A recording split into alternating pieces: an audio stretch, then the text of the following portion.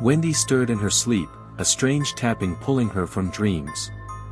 At the window, silhouetted by a sickly yellow moon, was Peter Pan. At first, her heart lifted. He looked just like she remembered, messy hair, impish grin, eyes full of mischief. But as she drew closer, a chill knotted in her gut. His smile stretched too far. His eyes were empty. And his shadow twitched against the wall, independent of his body. "Come back, Wendy," he whispered, voice like cracked ice. "We miss you." Her feet moved before her mind caught up. She floated after him into the night, starlight sickly green around them. Neverland unfolded below. But it was wrong. The skies wept blood-red clouds. The forests writhed as though breathing. The mermaids' lagoon had turned black, speckled with bloated corpses. The lost boys waited on the shore.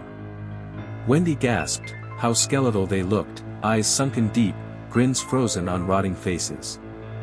They shuffled toward her like puppets with broken strings. Tinker Bell flickered nearby, her light dim, her wings torn and dripping some dark, sticky fluid. She didn't wave hello. She only wept. Peter grabbed Wendy's hand, his skin ice-cold. "You'll love it here," he said. "Forever and ever and ever." Behind him, the lost boys began to chant in a hollow chorus. "Stay forever, stay forever, stay forever." Wendy turned to flee, but there was no sky to fly through anymore. Only endless night. The lost boys crept closer. They weren't boys anymore. They were things, limbs too long, spines crooked, mouths stuck open in silent screams. One with blackened eyes brushed her cheek.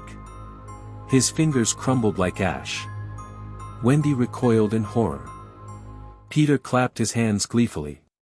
They love new friends. The ground cracked beneath her feet, revealing piles of toys tangled with bones. A child's teddy bear clutched a shriveled human hand. Small skulls peeked from mounds of earth, empty sockets staring. The lost boys played with the bones, building grotesque monuments. One wore a crown of vertebrae. Another had fashioned a sword from femurs. Peter danced among them, his shadow stretching like tentacles, caressing the trees. Each time he twirled, pieces of him flaked off, skin, hair, fingernails, feeding the hungry ground. Wendy turned to run, but Peter's voice slithered into her mind. "Stay, Wendy. Stay, stay, stay." The trees bent toward her, branches curling into clawed hands. From somewhere deep within the woods, a low, guttural growl rumbled. Something older than Peter. Something that owned him now. And it was waking. Wendy plunged through the blackened woods, roots clawing at her ankles. The forest pulsed, alive with grotesque hunger. The ground beneath her feet gurgled, sucking at her shoes like wet mouths. She crashed into the lagoon, its once clear waters now a black mire. The mermaids circled beneath the surface, their flesh torn and festering. One rose from the water, her jaw dislocated, teeth like needles gnashing. Wendy tried to back away, but the mermaids shrieked, a chorus of agony, and surged forward. They latched onto her legs, their nails sinking deep into her skin. Beneath the water, something vast shifted. It rose, stitched together from driftwood, bones, and human flesh. Captain Hook's rotting face was lashed to its brow like a trophy. The monster's hollow eyes fixed on Wendy. It opened its mouth, a cavernous maw filled with the echoes of screaming souls, and let out a wail so deep the very air shook. Wendy kicked free, scrambling onto the shore, but the mermaids howled after her. Peter stood waiting on the opposite bank, laughing. But the laughter cracked, splitting open to reveal something else underneath. Neverland wasn't dying. It was feasting. Panting, Wendy stumbled into the native camp, desperate for sanctuary. But the village was a massacre frozen in time. Torn teepees flapped limply in the wind. Symbols painted in dark, sticky blood covered the ground, spirals, broken arrows, howling faces. At the fire pit, Tiger Lily sat motionless. Her hair matted with blood, her lips sewn shut with thorns.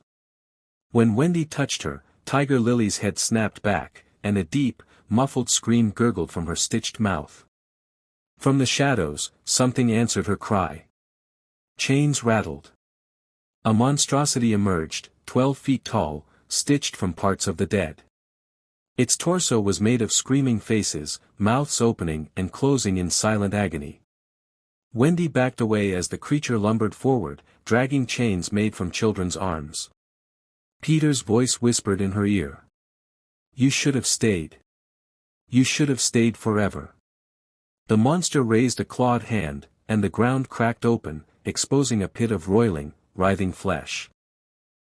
Wendy fled into the trees once more, the monster's heavy footsteps shaking the earth behind her. But the forest twisted around her, leading her deeper into the nightmare. There was no way out. Only further down. The trees thinned, opening to a clearing under a diseased moon. Here, a great banquet sprawled, rotting, steaming piles of flesh heaped onto a long table. The lost boys sat in twisted thrones, gnashing and ripping into the meat. The smell was unbearable, like burnt hair and curdled milk.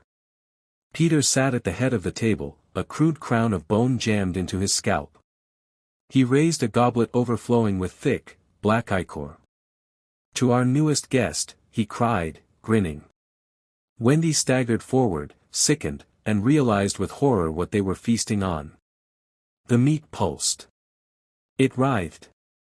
Tiny hands reached out from the slabs of flesh, clutching at the air. Mouths opened in silent screams. The meat was alive. Wendy clutched her stomach, retching. Peter approached her, holding out a still beating heart. Eat, he said. Or you'll never belong. When she refused, the lost boys shrieked, teeth gnashing, eyes bulging. The banquet would not be denied. They lunged. In the chaos, Tinker Bell, tiny, broken, dragged Wendy by the wrist. They dove into the shadows, vanishing into a cavern beneath the shipwrecked Jolly Roger. Inside, the walls were lined with ancient carvings. Stories of Neverland before Peter. Before the corruption. Peter had made a pact with the darkness that lurked at the edges of dreams. In exchange for eternal youth, he had to feed the land. The lost boys were the first. Each child brought here was drained, devoured bit by bit. Tinker Bell hovered before a crumbling mural, tears carving channels through the grime on her face. I tried to stop him, she whispered. But Neverland is hungrier than Peter now. Suddenly, the earth trembled. Peter's laughter echoed through the cavern, low and guttural. A shadow filled the entrance. It wasn't Peter anymore. It was something that wore his skin like a suit. And it wanted Wendy. Peter stepped into the light. Or what used to be Peter. His body bent and snapped, limbs twisting like tree branches. Great wings of jagged bone erupted from his back, each flap filling the air with a sickening crack. His face split into 4 gaping maws, lined with dripping fangs. Tinker Bell, trembling, hurled herself at him. Peter caught her effortlessly. Her tiny body shattered in his grasp, her glow snuffing out like a dying candle. Wendy ran. She sprinted blindly through the trees, across blood-choked rivers, past the screaming roots, until she saw it. Her bedroom window. Warm light spilled from it. Home. Home.